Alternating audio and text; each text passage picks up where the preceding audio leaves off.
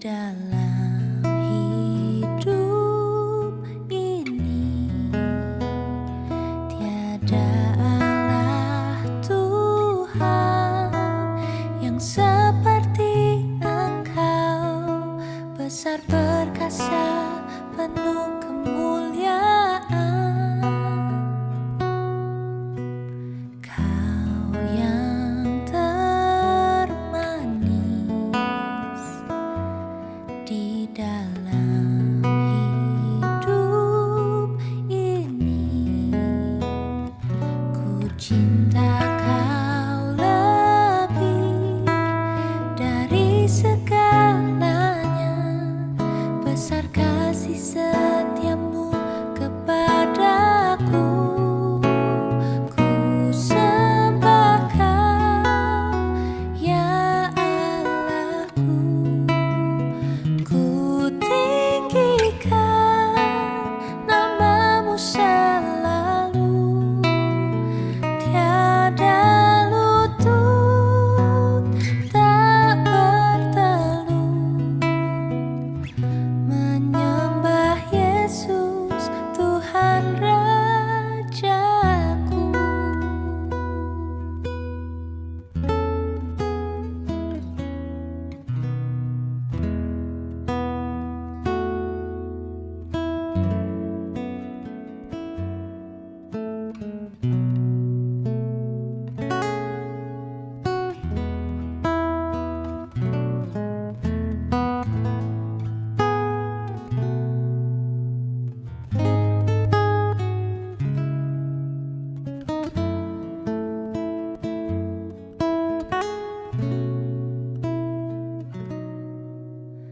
Kau yang termanis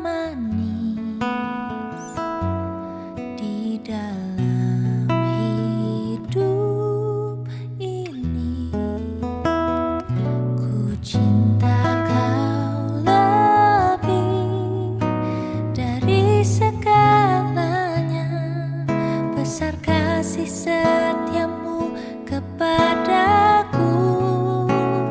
Ku sembah Kau, ya Allahku. Ku tinggikan namamu selalu, tiada lutut tak bertelut, menyembah Yesus Tuhan Rajaku. Ku sembah Kau, ya Allahku. Ku tinggikan namamu selalu, tiada lidah tak mengaku Engkaulah Yesus Tuhan Rajaku, menyembah Yesus Tuhan Rajaku. Engkaulah Yesus Tuhan Rajaku.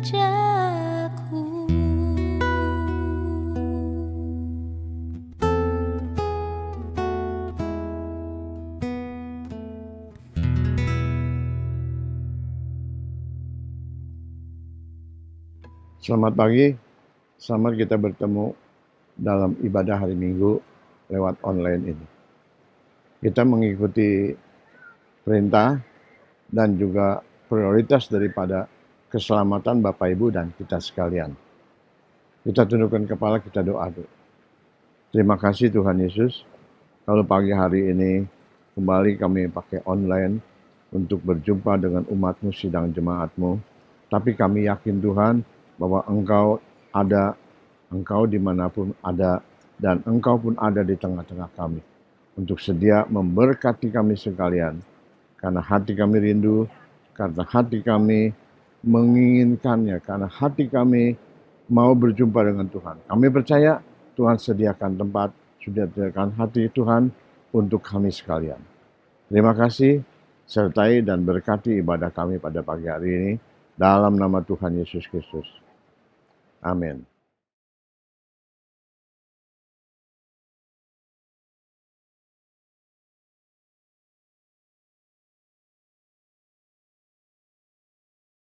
If I don't win the election, you're going to have to learn to speak Chinese. Ambassador O'Brien said China wants Vice President Biden to win. Why do you think that is?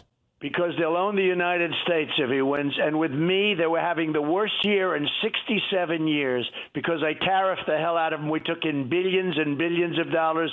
I gave some of it to the farmers because they were targeted, and I put the rest in the Treasury of the United States. We've taken in tens of billions of dollars from China, and it was having a huge impact on China, negative impact. Look, China will own the United States if this election is lost by Donald Trump. If I don't win the election, China will own the United States. You're going to have to learn to speak Chinese.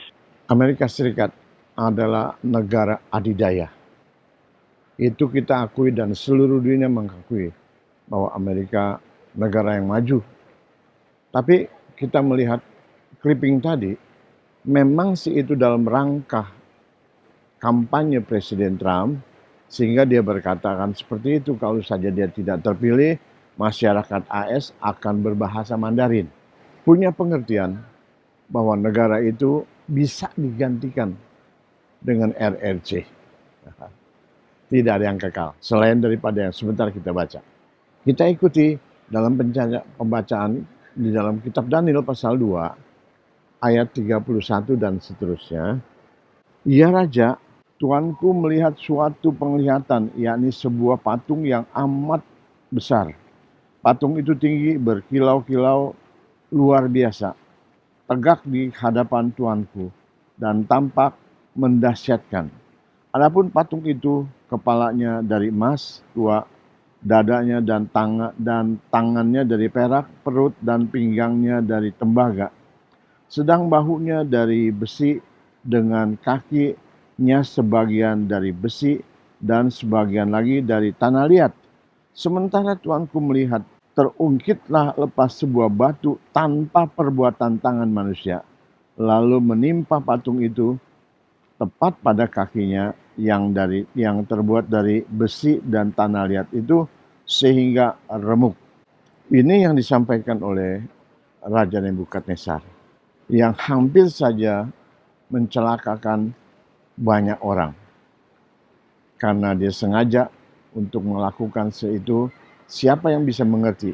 Dan puji Tuhan, Daniel yang diberikan hikmat dari Tuhan sendiri yang dapat menceritakan, sehingga dia berkata dalam satu ayat yang sebentar kita baca. Patung emas berbicara kepada Raja Nebukadnezar yang saat itu jelas dikatakan raja yang yang kuat, raja yang dahsyat, kerajaan dari Babilonia. Tapi keduanya terbuat dari, menurun itu kualitas dada dan lengannya dari perak. Begitupun perut dan pinggangnya terbuat dari tembaga. Sampai kepada paha sebagian kakinya terbuat dari besi dan tanah liat. Dan jatuhlah sebuah batu yang tanpa disengaja, tanpa perbuatan tangan manusia, maka menghancurkan patung itu, lebur. Bahkan dikatakan di Alkitab, katakan seperti sekam tertiup angin, tidak ada bekasnya. Saudara, kalau kita perhatikan dari ayat 44, apa yang dimaksud oleh penglihatan itu?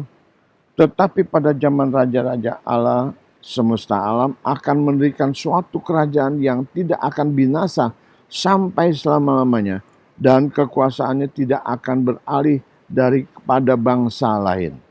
Saudara, kalau kita perhatikan lagi, batu yang mengungkit, yang terungkit, yang tanpa sengaja merusak atau menghancurkan itu patung yang sampai tanpa bekas. Di dalam Zakaria pasal 4 ayat 6 katakan, bukanlah dengan kekuatan, bukanlah dengan keperkasaan, bukanlah dengan kekuatan, melainkan oleh Rohku, firman Tuhan semesta alam. Bahkan kalau kita perhatikan dari kitab Ibrani, saudara, Ibrani pasal 12 katakan, kita mempunyai satu kerajaan yang tidak tergoncangkan. Oh puji Tuhan. Di dalam perjanjian baru ini saudara, itu jelas mengarah kepada kerajaan Allah. Kerajaan dari surga. Ya. Lantas kita perhatikan beberapa clipping ini berikutnya. Itu menunjuk kepada di dalam Injil Lukas pasal 24. Kita lihat sebentar clipping itu. 耶稣讲了很多的话，跟我们的佛法都是有关的。我常常讲，耶稣基督是师尊的 guru， 我们不能说哦，我们信了佛，就把耶稣基督给他放掉，没有这回事。只要师尊皈依过的师父，师尊都是很尊敬他的。今天坐在教堂里面，师尊就跟大家讲，耶稣基督，他是我的guru，所以师尊所学习到的，耶稣基督的慈悲，他非常的慈悲，他所度的众生都是一般的人，他没有度很多的高官或者度所谓的那时候的宗教领袖跟所有很多的高官，他都没有度，他度的是渔夫，是平常人，做生意的。耶稣曾经拿着水跟布给他的弟子，每一个弟子洗他们的脚，这是耶稣本身的所谓的逼下。他不是高傲的，他是很逼下的。我还告诉你们一点，耶稣曾经讲，人家拿走我的外衣，我连内衣都给他。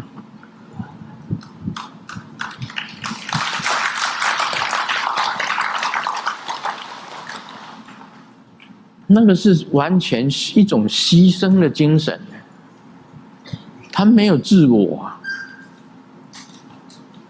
所以他在最后的哥哥山上那个叫哥哥他的山上，在跟上帝祈祷的时候，他是这样子讲的，他是讲说，为了上帝的荣耀，他可以牺牲自己的生命了，为了众生，他要牺牲自己的生命。当我被举起来的时候，我的光芒将照耀全世界。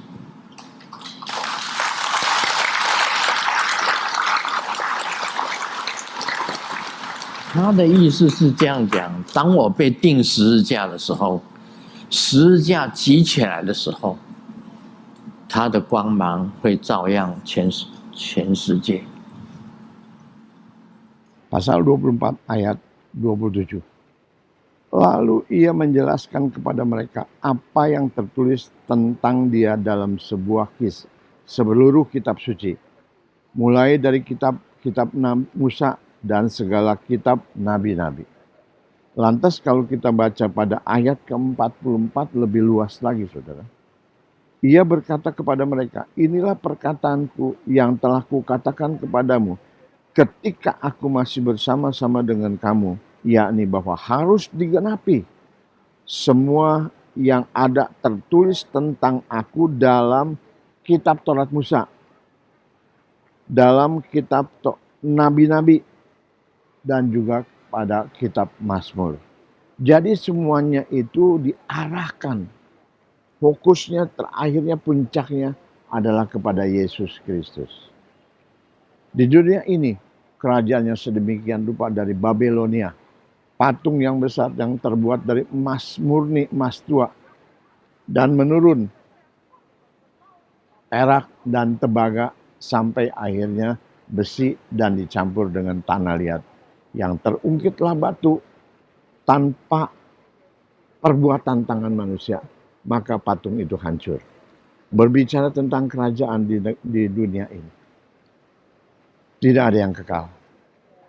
Tadi kita melihat kalau Donald Trump berkampanye, kalau saja seandainya dia tidak terpilih, kemungkinan Amerika akan berbahasa Mandarin. Jadi posisinya diganti dengan RRT. Membuktikan bahwa di dunia ini tidak ada yang kekal. Tidak ada yang selalu di atas yang berkuasa sedemikian rupa. Tetapi kita perhatikan beberapa ayat, baik dalam kisah Injil Lukas tadi katakan bahwa Yesus sudah diceritakan dari kitab-kitab Tauratnya Musa, dari kitab para nabi, dan kitab yang lainnya sedemikian rupa. Dan tadi kita lihat satu testimoni kesaksian daripada Boksu itu, bahwa dia pun mendapatkannya segala hikmat dari Yesus sendiri. Puji Tuhan, saudara. Jadi apabila kita mengikuti firman Allah, Yohanes Pembaptis yang dipersiapkan oleh Tuhan sedemikian rupa untuk memberitahukan tentang Yesus adalah Mesias, dan Yohanes Pembaptis adalah pelopor pemberitaan tentang kedatangan kerajaan Allah yang sudah dekat, dan ia melakukan baptisan. Dan pada waktu itu baptisan belum umum, bahkan belum pernah ada di dalam pelajaran Taurat Musa. Dan sewaktu Yohanes Pembaptis menyampaikannya,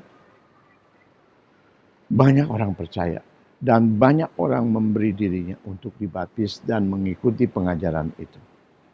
Saudara, inilah yang saya maksudkan. Dan kebenaran itu dibuktikan sewaktu Tuhan Yesus minta dibaptis oleh Yohanes Pembaptis. Awalnya Yohanes Pembaptis tidak sedia. Tetapi apa yang Yesus katakan, inilah sesuai hukum Tuhan. Karena wajiblah kita melakukan kehendak Allah. Jadi hal ini adalah pengertian yang benar sesuai dengan kehendak Allah. Baptisan sesuai dengan kehendak Allah. Dan Yohanes Yesus mencontohkannya seperti itu. Nah, sewaktu Tuhan Yesus keluar dari air, maka ada suara dari surga yang berkata, inilah anakku yang kukasihi, dan kepadanya lah aku berkenan. Kita perhatikan, saudara. Jadi Tuhan Yesus selanjutnya di dalam melakukan segala sesuatu, dia tidak melakukannya untuk diri sendiri. Bukan untuk pamer, untuk kepopuleran sendiri. Tetapi semuanya diarahkan kepada supaya setiap orang percaya dan nama Allah Bapa dipermuliakan. Dan Tuhan Yesus sedang melakukan visi dari Allah Bapa sendiri. Apa visi dari Bapa? Yaitu mengenai keselamatan yang sudah terhilang di dalam insiden Taman Eden. Kemuliaan manusia sudah terhilang, kemuliaan Allah sudah terhilang. Kenapa? Karena Hawa sudah tertipu, terkecoh dengan bujukan si setan ini. Nah, saudara,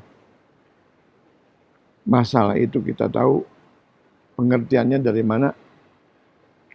Adalah berlawanan dengan firman Allah. Dosa artinya yang berlawanan dengan firman Allah. Hawa jelas sudah diajarkan sedemikian rupa, tetapi dia terkecoh. Dia berlawanan dengan apa yang Tuhan perintahkan. Maka dia jatuh dalam dosa. Maka dia melanggar firman Allah. Maka dia berlawanan dengan kehendak Tuhan. Dan akibatnya kemuliaan Allah terhilang. Nah, inilah yang dikerjakan oleh Tuhan Yesus.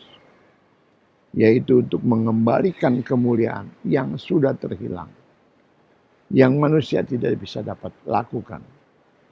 Tuhan Yesus dikatakan menjadi anak domba Allah. Kenapa? Karena setiap tahun saat itu di dalam perjanjian lama.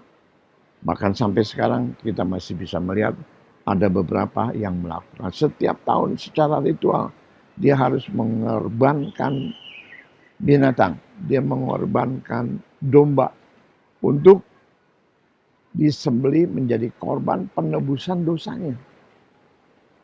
Nah, ini manusia dan kita tidak bisa melakukan. Hanya Tuhan yang melakukannya. Hanya Tuhan Yesus yang dapat melakukan. Kenapa? Karena dia tidak pernah berbuat dosa. Jadi darah yang dikorbankan itu amat berkenan di hadapan Allah. Dan satu kali untuk seterusnya. Jadi yang Tuhan Yesus sedang kerjakan adalah visi dari Bapa, adalah untuk keselamatan, untuk mengembalikan kemuliaan yang sudah terhilang, untuk menebus salah dosa manusia hanya dengan korban. Nah, ayat-ayat berikutnya kita perhatikan, saudara. Yang manusia tidak bisa berbuat, yang Tuhan sekarang sedang berbuat. Dalam perjanjian baru, kita tidak perlu lagi mengorbankan domba. Sebab domba itu adalah Yesus sendiri yang dikatakan anak domba Allah yang menebus dosa seisi dunia. Jadi sewaktu kita percaya menerima Yesus sebagai Tuhan dan Juru Selamatnya, kita sudah berjalan dalam rancangan keselamatan yang Tuhan kerjakan. Yang Bapa taruhkan di atas pundak Tuhan Yesus Kristus sebagai anak domba Allah untuk menebus segala salah dan dosa manusia. Itu sebabnya saudara di dalam Kisah Rasul dikatakan. Kisah Rasul pasal 2 ayat 38 katakan, bertobatlah kamu dan hendaklah kamu memberi dirimu dibaptis dalam nama Yesus untuk pengampunan dosamu. Amat simpel, amat sederhana. Bertobatlah dan hendaklah kamu memberi dirimu dibaptis dalam nama Tuhan Yesus untuk pengampunan dosamu. Dan di dalam Markus, saudara, pasal yang terakhir, Markus pasal 16, kita baca secara lengkap, Markus 16 ayat 15 dan 16. Bunyinya seperti ini. Lalu ia berkata kepada mereka, pergilah ke seluruh dunia. Beritakanlah Injil kepada segala makhluk. Siapa yang percaya dan dibaptis akan diselamatkan. Tetapi siapa yang tidak percaya akan dihukumkan. Bukankah sederhana, saudara? Jadi dalam kita beriman, dalam kita percaya bahwa yang ya Tuhan Yesus lakukan, semuanya itu untuk kita. Untuk kasih-Nya. Dan ada satu ayat lagi. Mengapa kita harus percaya kepada Yesus? Sebab firman Tuhan begitu jelas mengatakan. Di dalam Kisah Rasul pasal 4 ayat 12 katakan. Dan keselamatan tidak ada di dalam siapapun juga selain di dalam Dia. Sebab di bawah kolong langit ini tidak ada nama lain yang diberikan kepada manusia yang olehnya kita dapat diselamatkan. Jadi saudara, saat kita menerima Yesus, saat kita percaya, saat kita memberi diri kita untuk dibaptis sebagai tanda pertobatan kita. Baptisan adalah kehendak daripada Allah. Kita memenuhi kehendak daripada Tuhan. Puji nama Tuhan. Hanya dengan beriman kita kepada Yesus, kita beroleh keselamatan. Puji Tuhan. Kiranya Tuhan memberkati kita sekalian. Terima kasih Tuhan Yesus. Berkat Tuhan atas ibadah kami pagi hari ini. Kebenaran firman-Mu yang menyatakan bahwa di dunia ini tidak ada kerajaan yang kekal selain daripada kerajaan yang dibangun oleh Allah sendiri. Dibangun bukan dengan kekuatan manusia, bukan tangan manusia, tetapi dengan Roh-Mu ya Allah. Kerajaan yang tidak pernah terungkitkan, kerajaan yang tidak pernah tergoncangkan. Kami mensyukuri kami ada di dalamnya. Dan kami berterima kasih semuanya oleh karena pengorbanan-Mu Yesus untuk menyelamatkan kami sekalian. Sempurnakan penyampaian firman Allah dan tanamkan di dalam hati kami, biar bertumbuh dalam iman, biar menjadi buah-buah yang berkenan di hadapan. Terima kasih Tuhan. Segala puji dan syukur kami pujikan, kami inikan dalam berkat nama Tuhan Yesus Kristus. Haleluya. Haleluya. Amin. Saudara, seperti kita tahu, besok 14 PSBB secara ketat seperti lockdown sebelumnya. Karena angka-angka yang terkena dengan COVID-19 ini bertambah-tambah. Dan itu memang mengkhawatirkan. Jadi apabila kita melakukan lagi online ini, buka hati saudara. Ini adalah untuk keselamatan kita sekalian. Untuk kesehatan kita sekalian. Dan melakukan apa yang dianjurkan pemerintah. Tidak menutup berkat Tuhan menyertai kita sekalian. Tidak tertutup kasih dan kemurahan Tuhan selalu menyertai kita. Siapkan hati, siapkan seluruh alam pikiran kita. Kita nikmati apapun yang terjadi, sebab kerajaan yang Tuhan bangun tidak tergoyahkan. Dan kita semuanya sudah menjadi anggota keluarga Allah dan kerajaan yang tidak pernah tergoncangkan, yang tidak pernah musnah. Kita akhiri ibadah kita. Terima kasih Tuhan Yesus. Berkati umat-Mu, sidang jemaat-Mu dimanapun mereka berada. Di rumah, dalam sendiri, dalam berkelompok, dalam keluarga, Tuhan berkati. Peliharakan umat-Mu Tuhan dalam keadaan pandemi COVID-19 ini.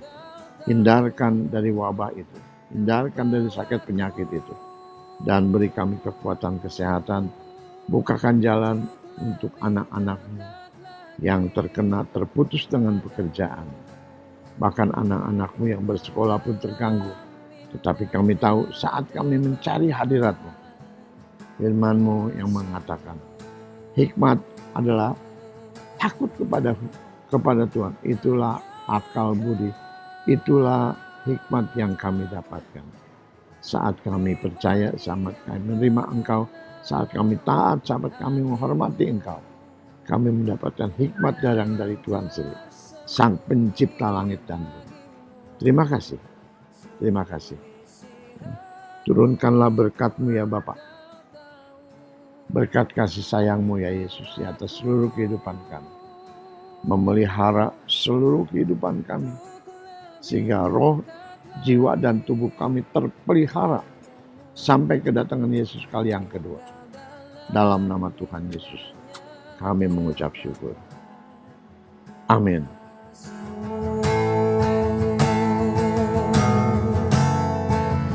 Tinggal dalam indahnya dekapan kasih-Mu. Oh, tinggal dalam indahnya dekapan kasih.